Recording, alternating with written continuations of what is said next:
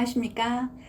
미주엘 산부인과 한지원 원장입니다. 입덧에 관해서 많이 궁금해하는 점이 있어서 그걸 Q&A 방식으로 질문을 저희들이 셀렉션을 했거든요. 그래서 그거에 대한 대답을 제가 이제 짧은 지식이나마 하나씩 말씀을 드리도록 하겠습니다.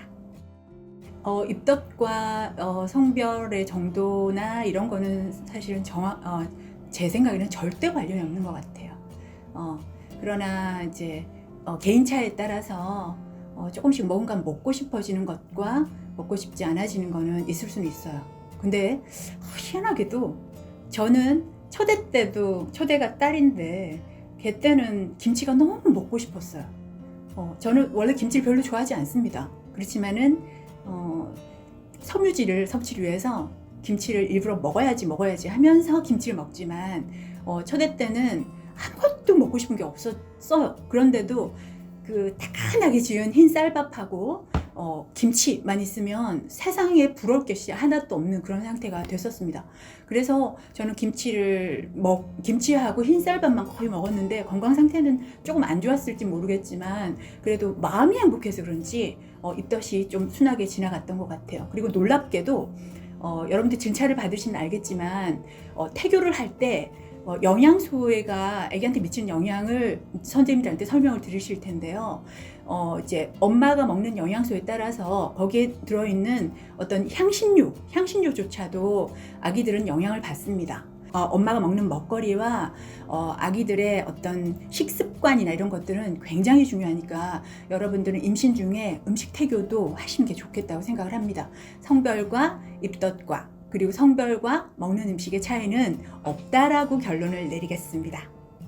임신 호르몬으로 인한 면역 반응의 변화와 대장 기능의 변화와 이런 것들 때문에 구역감이 있을 수도 있고 소화장애가 있을 수도 있고 냄새에 예민해지고 하는 것 때문에 사람들이 임신인 것도 모르고 소화제를 먼저 먹기 시작하는 경우가 많긴 해요. 그렇지만은 소화제를 그렇게 많이 먹은 사람들은 실제로 잘은 없고 소화제 자체가 심각하게 아기의 기형에 영향을 미치는 경우는 별로 없기 때문에 크게 걱정은 안 하셔도 됩니다. 그리고 혹시라도 임신을 확인한 이후로는 어떠한 약을 먹더라도 선생님과 상의를 하고 약을 드시도록 하시는 것이 좋겠습니다.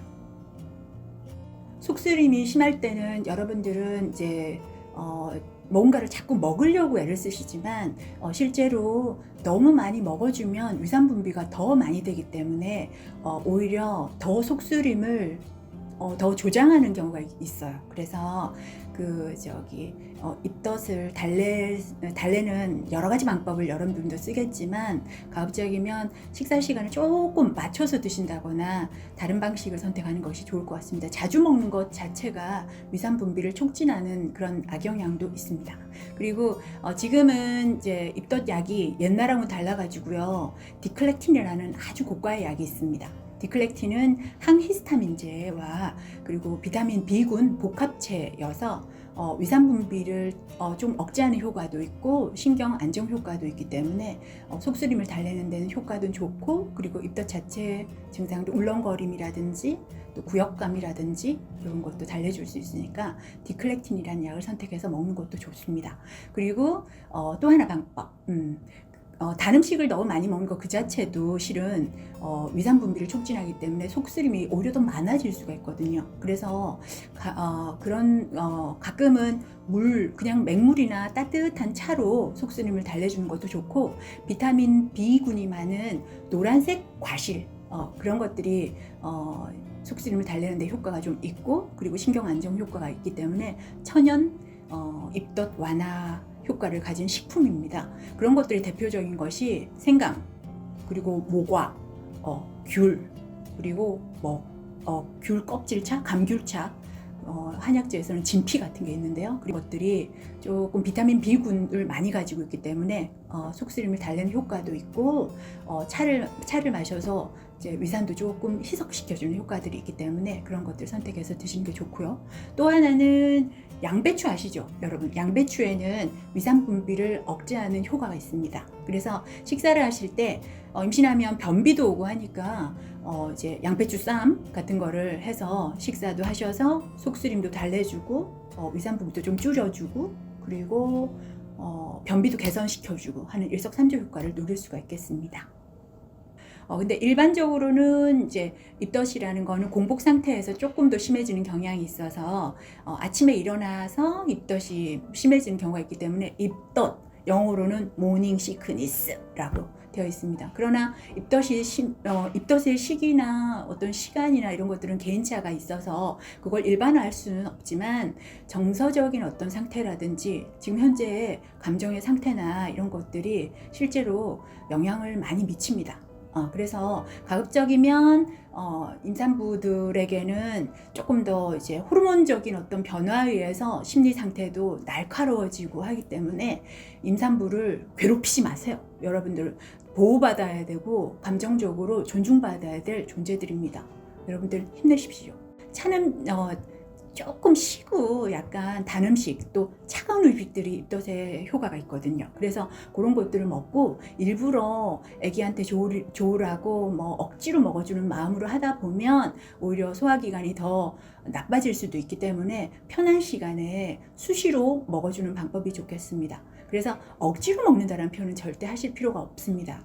그리고 또 하나 제가 말씀드리면 임신 중에는 전체적인 영양 불균형이 와서 엄마의 건강을 해칠 수 있는 시기가 있는데 그래서 이제 임신 중반기에 너무 많이 먹는다거나 하게 되면 오히려 혈당 수치가 오르락 내리락 하면서 혈당 조절이 안 돼서 오히려 이제 건강에 나쁘고 혈관에도 나쁘고 면역도 떨어지고 하는 경우가 있기 때문에 그런 음식과 관련된 또는 식단과 관련된 그런 것들은 선생님들하고 한번 상의를 해서 개인화 차별화를 시킬 필요가 있습니다. 공복 상태에 오히려 면역은 좋아지는 걸로 되어 있어요. 그리고 그래서 세균이 들어오거나 이런 것들을 조금 이겨낼 수 있는 면역학적 면에 있어서는 공복 상태를 조금 유지해 주는 것도 몸에 영 나쁘지는 않습니다. 그래서 크게 걱정하지 마시고 억지로든 드실 필요까지는 없다고 생각합니다. 수액이 실제로 도움이 됩니다. 그리고 일주일에 2kg 이상 감소를 하게 되면 엄마의 몸이 축나요. 아기한테 가야 될 에너지는 꼭 필요하고 엄마의 기초 대사량을 조절하는 데도 에너지가 꼭 필요한데 일주일에 2kg 정도 줄어드는 거는 굉장한 입덧이거든요. 저희들 볼 때는. 그리고 산모도 굉장히 힘듭니다.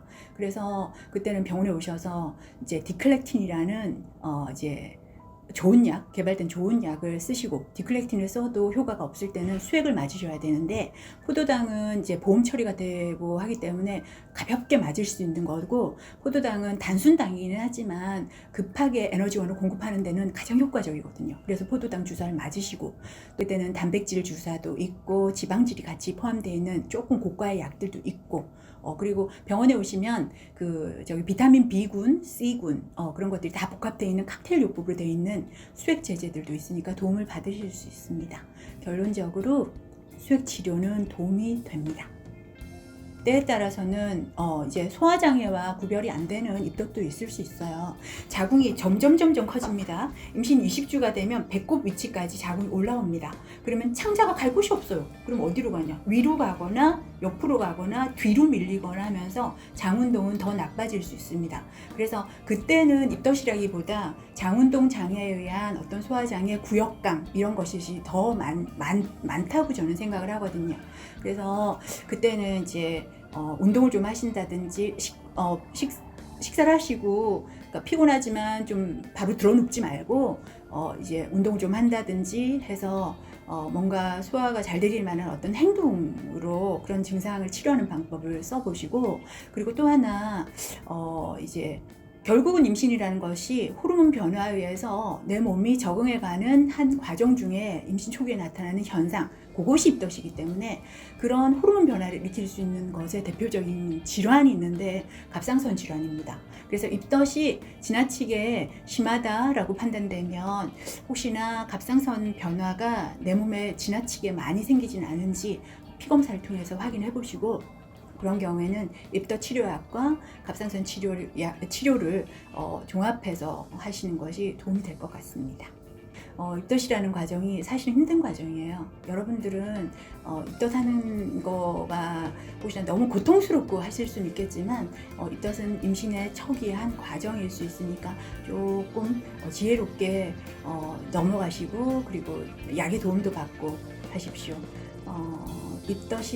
입덧 그 자체는 병은 아니지만 여러분들을 힘들게 하는 건 맞습니다.